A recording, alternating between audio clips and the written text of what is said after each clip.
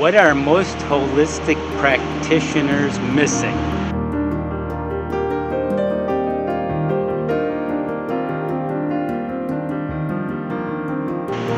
This is Philip Montrose here with my wife and partner Jane Montrose from Awakenings Institute. We help people step up and tap into the heart and soul with holistic coaching and healing. In this short video, I want to point out a key thing that many people, including holistic-minded people, tend to miss. We're living, as we all know, in a very scientific, technological world, especially in the first world countries, and it's growing worldwide. It has tremendous advantages and progress, yet, as we know, it has a lot of limitation and drawbacks. So, what do you do to balance it in this very hyper-masculine, active world where things are measured in masculine doing, accomplishing, often competitive terms? Well, yes, you bring in the heart. The heart senses, sees the big picture, that sense of how things are connected. And it balances the masculine, the doing, active part with that receptive, open, intuitive part. And even holistic-minded people many times understand that the heart is important and to be more heart-centered, yet it often remains at the knowledge, at the mental, at the knowing I should do that or that makes sense or following prescriptions, rather than the being level, the really in your heart and integration doing level, who you are, coming from the heart, your heart of hearts. So that begs the question, how do you do it? I want to share 6 ways today, 6 ways you can become more heart-centered starting now. So number 1 is simply to intend to be more heart-centered. What you intend to do, what you focus on, tends to occur. The law of attraction, things you set goals on, set your mind to, open your heart to. You see it, you bring it to you, and to translate that into an experience right now, we can start to breathe in that intention of opening our heart. Slowly exhale, breathing in pure, clear breaths, opening our heart, breathing in more love, and sending it out to the world. Breathing in more gratitude, sending it out to the world. And as we breathe in through the nose and slowly exhale, we can do some EFT, energy healing tapping these points, balancing our centers, being more loving and heart-centered, and intending to do that more often. And you can follow my points there. And you just balance your system, knowing that there are many people you love and love you, and just receiving that, feeling that. You can tap your reset process, as we call it, tapping the head, integrating it into the mind, people loving you and you loving them, tapping across the heart, you loving people and loving you. And where there are conflicts and challenges with your life, with people, just quiet your mind, the breathing, and just let that be, and let actions guided by your heart be shown to you. Go beyond CNN reality, as I call it, the second way to open your heart. CNN has a lot of value, things that are worthwhile, but tends to be very scientific, technological from that perspective, and has its own blinders, and it tends to be negative and controversial, more problem focused than solution focused. And even though you want to use some of that and not bury your head in the sand, a la the ostrich effect, you want to be aware. You don't want to have the drip feed continually going in your system, sort of polluting your mind, and you're burying your heart in this negative reality of crisis and fear, even though you want to be aware of it. And there are many brilliant CNN contributors and valuable information, yes, but turn your attention, open your mind and heart to other information and sources, more awakened, enlightening ones through podcasts, through blogs, books, videos like this one, where you get other alternative information that can become transformational, information that is transformation going into your heart and your being, and using that going forward. Third way to be more heart-centered is being in the zone, being in the flow.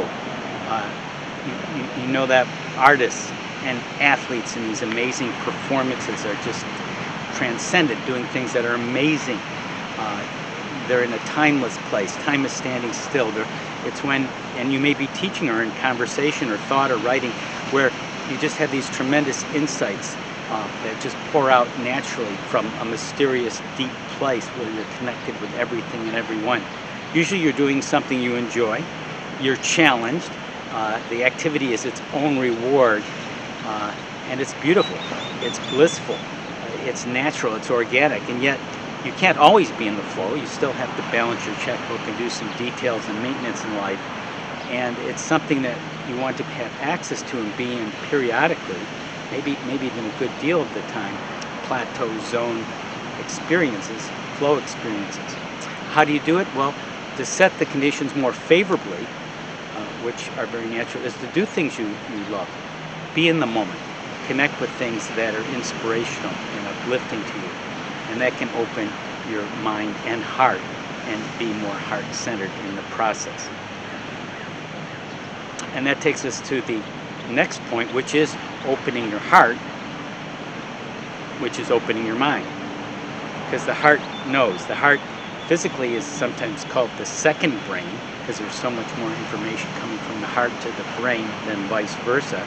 It's much more powerful, the heart, than the brain electromagnetically. The energy it generates that can be measured. But further, the spiritual heart is that bridge, that gateway to the soul. And it can really pick up intuitively on even your thinking, where your thinking is off, which is down.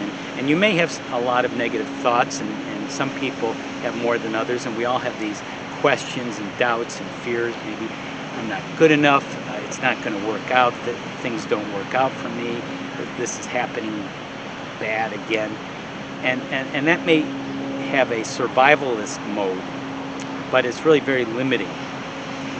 It's not really protecting you in the big picture of things, when you can open your heart and go beyond that and even make wise decisions based on your heart. And it can be aware of your filtered beliefs and start to shift them, inject heart-centered feelings and thoughts like, well, maybe more is possible here, i.e. possibility thinking generated from the heart and higher parts of your mind. Maybe I can do it differently. I can learn something new. I can find a resource. I've had successes in the past. Let me see how I can do this experience and optimize it and succeed in the way that's right for me. So there are different ways of looking at things, and when you prime yourself to be more positive and successful with your heart-centered awareness, much more is possible when you open your heart, which opens your mind.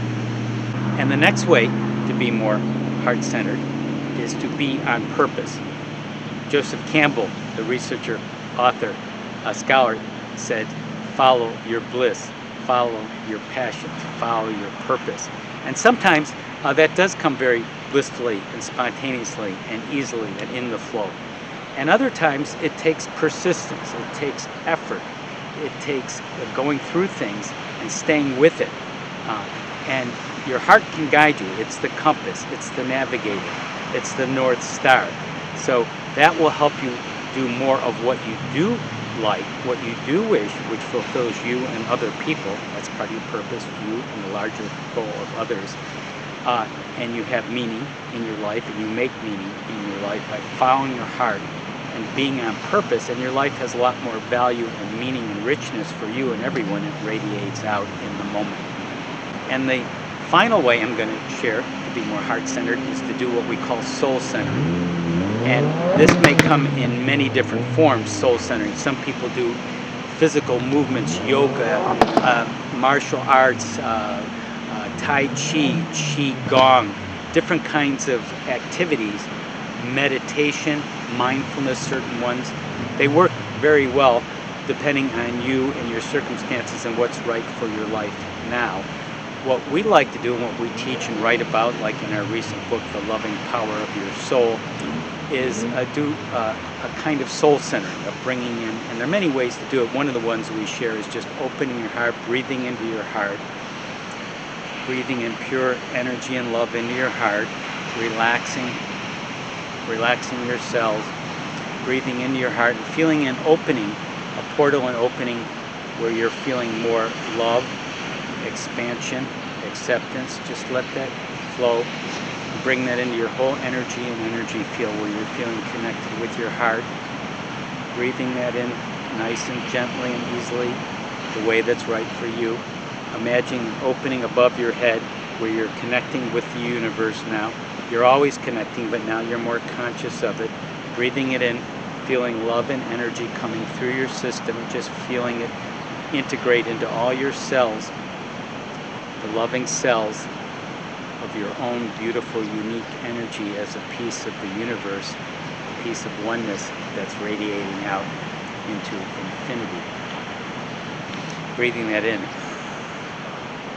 And you could do a little of our reset process, just integrating more, tapping in your left and right brain. Breathing, tapping into the heart, our reset process.